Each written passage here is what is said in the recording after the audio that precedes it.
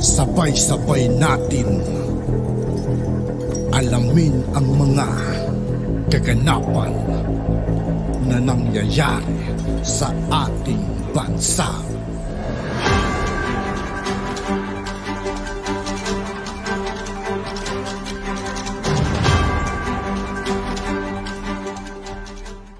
Yo, what's up mga kaibigan? This is I2K po again. Ngayon nandito ulit tayo sa channel ni Banat Kapanig TV. Dito ulit tayo magbibigyan ng komento at reaksyon. Kaya samahan nyo ako guys. Let's go! Usapan pa rin natin ngayon ang bangayan ng mga Tulfo Brothers at mga PMA graduates. Mainit na usapin ngayon sa social media yung manifesto ng mga PMA graduates condemning pagbatikos sa kawalan ng respeto ni Senator Tulfo doon sa bayaning sundalo na namatay na tinawag niyang duwag. Okay, so ang kapatid ni Senator Tulfo na si Ramon Tulfo Romiscu tumulong sa kanyang kapatid sa dumipensa ba. Nag-post siya sa kanyang social media page ng medyo mahaba-habang paliwanag para depensahan si Senator Tulfo. Kaya lang, ang masakit nito is may ginamit siyang hindi magandang salita describing mga PMA graduates. So lalong uminit ang bangayan ngayon. Pag nakarating ito, I'm sure nalaman na ito ng mga PMA graduates. Dahil mabilis ang pagkalat ng informasyon ngayon through social media. Na-imagine ko lang, lalong umiinit ang bangayan and I'm sure maraming PMAers na magre-react. Tawagin ka naman JAGO. Mabigat na salita. Yung dahilan ng pagkondena ng mga PMA graduates kay Senator Tulfo, hindi naman yung pagkamatay mismo ng sundalo, kundi yung paraan ng pagtrato niya doon sa sundalo na lumalabas kulang ng respeto. Kaya ang title sa manifesto ay A Call for Respect. Tapos yung wordings ng manifesto is ano naman, kalkulado, yung panawagan lang na wag mag-judge kagad at igalang ang mga sundalo natin. Yan man ang nilalaman ng petisyon. Okay? Yun lang. Tawagin mong JAGO.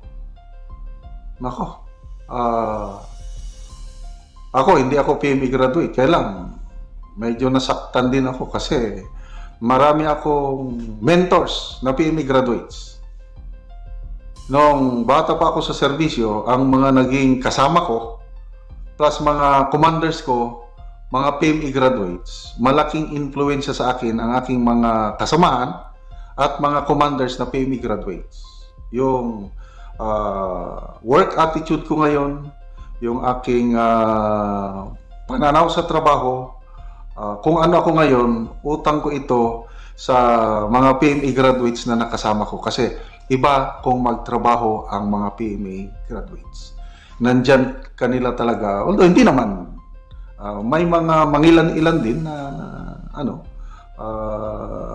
taliwas sa inasahan. Kaya lang, almost all PMA graduates na nakasama ko are yung motto nila, courage, loyalty, integrity. Kaya ako, sasaktan din ako pag tawaging JAGO, mga PMA graduates.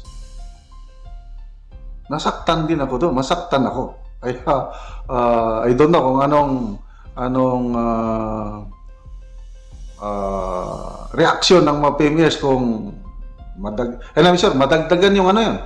Kasi padami ng padami, yung pumipirma, baka as of now, abot na ng 600 yung Lalo na ngayon, na nadagdagan na kung nagatungan Nadagdagan yung apoy, pagtawag ni Ramon Tulfo na JAGO ang mga PMA graduates. Kayo mga kaibigan, how do you feel? Kahit civilian lang kayo, na ang mga nagsiserve sa ating country ngayon, mga leaders ng armed forces natin are PME graduates. Mapayapa tayo ngayon, stable ang ating security because of these PME graduates. Yung sakripisyo nila. Maraming namatay sa labanan na PME graduates at yung kamatayan ng mga PME graduates na yan, ito ang bunga natin, mapayapang komunidad. Tapos tawaging GAGO. Nako, another masakit na salita, dinagdagan. So, dahil dito lalong dadaming pipirma. So, binibilang ko, dati strike 3 ang mga Tulfo brothers. Yung atraso nila sa PME, pang strike 4 na ito. Itong kay Ramon Tulfo na GAGO remarks. Una, yung anong tawag doon? Yung berated sa English, yung binastos, I don't know, how do you, yung nagalit si Erwin Tulfo noong 2019, kung ano-anong masasakit, mga punyeta, ganun. Mga words na binitawan ni Erwin Tulfo, punyeta, buwang. Tinawag niyang punyeta, buwang ang Marawi War Hero. Si General Rolando Bautista na naging DSWD Secretary panahon ni PRRD. Hindi lang napagbigyan si Erwin Tulfo na ma-interview si Secretary Bautista, wala na. Pinagalitan niya na on air sa radyo. Tawagin niyang buang punyeta, retiradong general, Marawi War Hero. Yon ang unang atraso ng Tulfo brothers, Erwin Tulfo. Kasi in fairness, wala pa akong nababalita ang ni Ben Tulfo. Yan, ang unang may atraso, Erwin Tulfo. Sumunod, itong si Rafi Tulfo, yung tinawag niyang corrupt si General Galvez. Nako, napakataas ang respeto ng mga sundalo ito kay General Galvez. Ako, nakatrabaho ko si General Galvez sandali, kilala ko siya. Hindi naman siya santo. Kailang isa siyang matinong opisyal, si General Galvez. Kaya nga naging AFP Chief of Staff siya. Tapos, nag-serve pa siya panahon ni PRRD.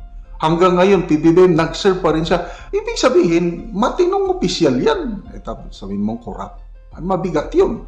Kaya umalma si General Galvez doon sa Senate hearing nung akusahan siya ni Senator Tulfo na corrupt. I beg to disagree. Ulitin ko, hindi santo si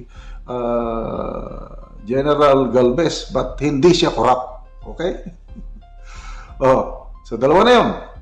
Erwin Tulfo, Rafi Tulfo. Pangalawa, Tulfo na naman yung pagtawag niyang duwag, namatay na bayaning sundalo.